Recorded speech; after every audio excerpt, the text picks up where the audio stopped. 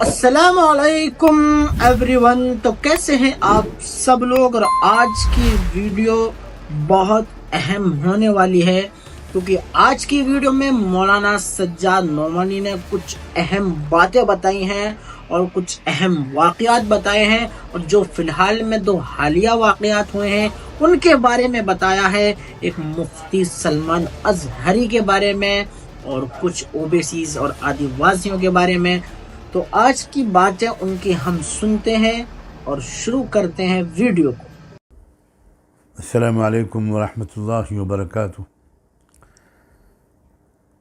मैं इस वक्त अपने मुल्क में पेश आने वाले दो अहम वाक़यात पर कुछ अपने ख़यालात का इजहार करने के लिए आपकी खिदमत में हाज़िर हुआ हूँ। एक तो वाक़या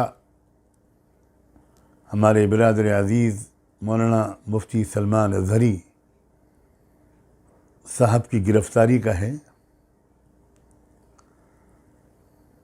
जितने सख्त अल्फाज में इसकी मज़म्मत की जाए वो कम है।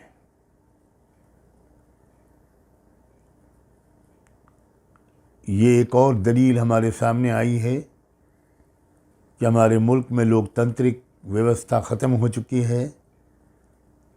आज़ादी राय, इज़हार ख़याल की आज़ादी, freedom of thought, freedom of expression, ये सब ख़त्म हो चुका है।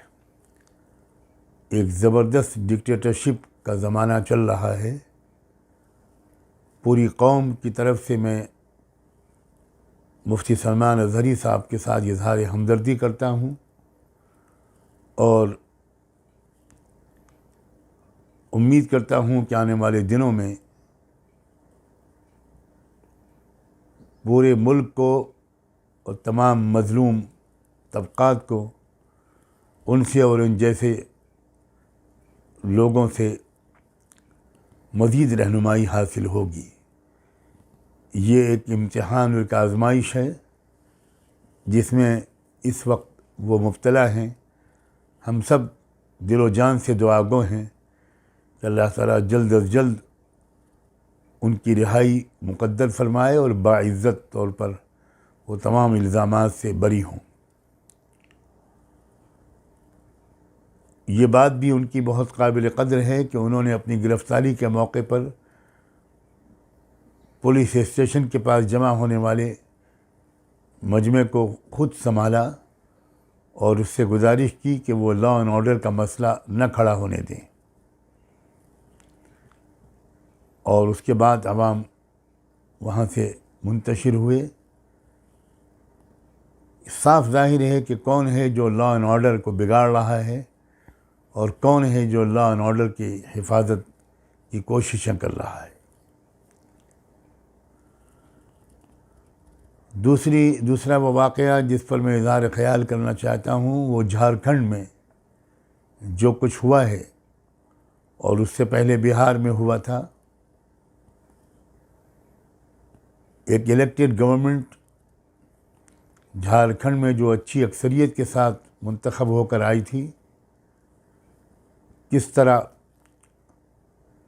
मुल्क की तारीख़ में शायद पहली बार एक वज़ीर आला को गिरफ़्तार किया गया और मेरी अब तक की मालूमात के मुताबिक इंतहाई झूठे इल्ज़ाम पर गिरफ़्तार किया गया और फिर उस हुकूमत को गिराने की कोशिश की गई। बिहार के तर्ज पर एक लोटस ऑपरेशन का तजुर्बा वहाँ भी किया गया। मगर मैं मुबारकबाद देता हूँ झारखंड के लोगों को और उस पार्टी के मेंबरान को, अपने आदिवासी भाइयों और बहनों को, जिन्होंने इस पूरे षड्यंत्र को, इस साजिश को कामयाब नहीं होने दिया और वो अपनी उसूलों के साथ डटे रहे।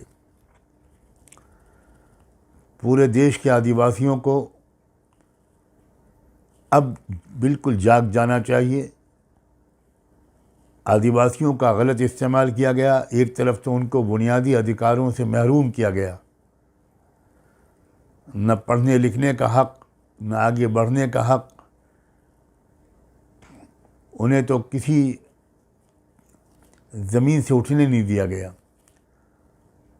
उनके बदन पर पूरे कपड़े नहीं होते, उनके पैरों में चप्पल जूते नहीं होते। अब आदिवासी कौम जाग रही है। मैं तमाम आदिवासी भाइयों बहनों को ये संदेश देना चाहता हूँ कि आप बिरसा मुंडा की तरह इस देश को दोबारा आज़ाद कराने के लिए उठ खड़े हों। और मैं हेमंत सोरेन को मुबारकबाद देता हूँ कि वो जेल से निकल कर आए और असेंबली के सेशन में उन्होंने बहुत जुर्रतमंदाना तकरीर की। उनके चेहरे पर, उनके अल्फाज में कहीं भी किसी खौफ और मायूसी की कोई झलक दिखाई नहीं दे रही थी। बिहार में जो कुछ हुआ वो भी ओबीसीज़ के ख़िलाफ़ एक ज़बरदस्त ताकत का इस्तेमाल हुआ, एक धांधली हुई, एक धोखा दिया गया और ओबीसीज़ को ओबीसीज़ से लड़ाया गया। और गोया इस वक्त मरकज़ी हुकूमत ये चाहती है कि किसी स्टेट में अपोजिशन की कोई हुकूमत बाकी न रहे, ताकि 2024 में अब चंद महीनों के बाद जो लोकसभा का इलेक्शन होने वाला है उसमें वो जो चाहे अफसरान से करवा सके। इसलिए बिहार के आवाम किसी भी मज़हब और ज़ात के फ़र्क के बग़ैर बिहार और झारखंड के आवाम और पूरे मुल्क के आवाम से मेरी अपील है कि वो आने वाले इलेक्शन की अहमियत को समझें। अभी भी वोटर लिस्ट के इंदराज का काम जारी है। तमाम लोगों से मेरी गुजारिश है, जो लोग भी ये मेरी बात सुन रहे हैं, कि वो अपने अपने वोटों का इंदराज करवाएं। आप अपने अपने मोहल्ले के लोगों का, अपने करीब जवार के कुल जवार के लोगों का वोटर लिस्ट में इंदराज करवाएं, करेक्शन करवाएं। एक बहुत हंगामी और जंगी मुहिम के तौर पर इस खिदमत को अंजाम दें और किसी भी फ़र्क के बग़ैर हर भारतीय नागरिक को वोटर बनना है। इसका ज्ञान, इसका इल्म उसको हासिल होना चाहिए और अभी से इसकी प्लानिंग करें कि इलेक्शन के दिन में एक एक बूथ पर एक एक वोटर का वोट वो पड़े। वो वोट जिसको देना चाहे दे, मगर हमारी आपकी कोशिश ये होनी चाहिए कि हर वोटर, भारत का हर वो शख्स जो वोट देने का हक़ रखता है वो वोटर बने और इलेक्शन पोलिंग के दिन में सुबह सवेरे जाकर वो अपना वोट डाले। मैं इन्हीं दोनों बातों के लिए आपकी खिदमत में हाज़िर हुआ था।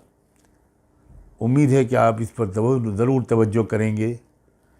अब मुझे ऐसा लगता है कि आने वाले ज़माने में आदिवासियों, ओबीसीज़ और मुल्क की जो माइनॉरिटीज़ हैं उन सबको मिलजुल कर इस मुल्क के संविधान को, इस मुल्क के दस्तूर को बचाने के लिए एक बड़ी मजबूत कोशिश करनी है। कामयाबी आपके कदम चूमेगी, ऐसा मुझको यकीन है। आप सबको आपके मालिक के हवाले करता हूँ। बहुत बहुत शुक्रिया।